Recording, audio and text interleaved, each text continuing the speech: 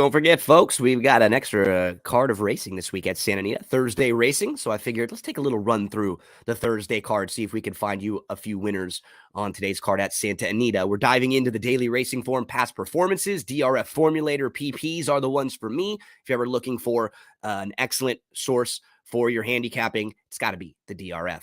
Scratch the 1 and the 7 out of race number 1. 2 and 3 will take some money. Horse who I like is the outside, the slap. This is what my friend Barry Spears, the sniper, will call the makeover package. You have a horse who's dropping in class, cutting back, exits a live race where there were 3 next out winners in that race. We saw Mi Hermano Ramon, Carver, Smart Code all come back to win in their next starts. And blinkers coming on, first time Lasix, first time gelding. Just talk about all the different moves they're making to try to get this one into the winner's circle. The slap. Class drop, cutback, blinks on, first time gelding, first time Lasix, exiting that very live race. I'm expecting a much better effort from the slap.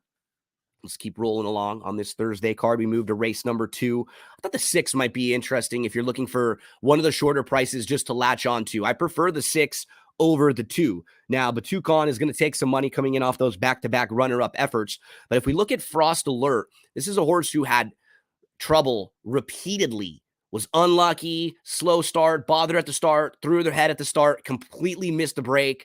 And then last time out, showed a little bit of speed. I think they found the level. They found the distance that they want going long on the dirt. I expect Frost Alert to be forwardly placed in here, show up with a good effort. Moving to race number 3. The 6 horse is the horse to beat.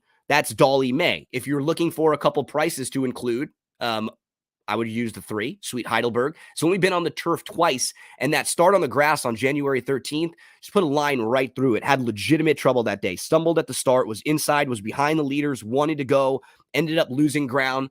And then for the horse to the outside, A Crown for Kitten, this is a horse who last time out was just buried down on the inside, had absolutely nowhere to go. A Crown for Kitten is the one in this race that we're going to watch, and you'll just notice A Crown for Kitten has no room at this point. Just buried behind horses, never with an opportunity to really stretch the legs. And by the time A Crown for Kitten got a little bit of opening, the best of the run was dulled right here, was buried inside behind horses. 3 and 7 as a couple price possibilities for me in race number 3. Keep rolling along. 4th race, probably going to be pretty tough for me to find a price in here. The wild card would be the 4 Divine Rascal. Now, he's bred for the turf. I'm not sure if he's going to really like the dirt at all, but from a class standpoint, he probably fits pretty well with these. The 5 Dutch Bus can come running if they go too fast early. And then the 7 American Cat, that's the chalky horse to beat in here, who's going to run pretty well. One of the horses who I like the most on the entire card in race number 5, scratched, unfortunately, Cornelia Fort. So that's a race that we'll just kind of skip over now because that was the horse I was going to single and really, really key in on. In race number 6, we have a Calbred first level allowance, 6 furlong dirt sprint. A couple horses in here that were intriguing to me, in particular, the one to the outside, the number 7, Saturday Heist. I think this is the horse to catch and beat. She's a 5-year-old mare. She's exiting a 1,000-yard race over at Los Alamitos, and now will stretch back out a little bit. But this is a horse who was only beaten the neck 2 starts back against 20 claimers, open 20 claimers. We see a horse that beat a 50 starter allowance back in December of 2021. So from a class standpoint, this horse is certainly capable of winning this race, and I don't know who goes with her. Last time out, a fine start, but got stuck in a tight spot at the rail, got shuffled back, started to angle out, but the horse inside of her lost the jockey. So she had to angle out really wide all the way around that runner. Saturday Heist. The 7, 8 to 1. If we can get anything around 5, I think that's a fair price. Down towards the inside, the 1 Precious Baby, just on the dirt and the cutback. I mean, sort of a wild card in here. The horse to beat looks like Big Shamrock. I went 7-1-2 in race number 6. Turning the page to race number 7. And this is the horse who I like the most on the day today. This is the number 7, Agatino.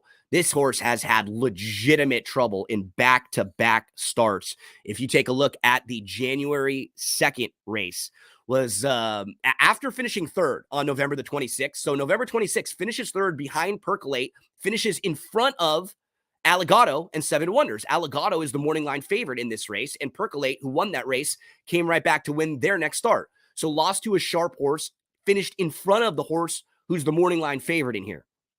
And then in the next two races, Agatino just had brutal, brutal trips. This January 2nd trip, Agatino was the number 5 in here.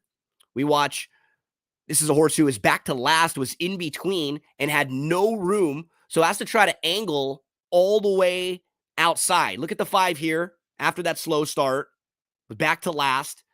And as we skip forward a little bit in the race, the 5's trying to move here, and there's no room in between horses. So now has to angle from the back and tip all the way to the outside.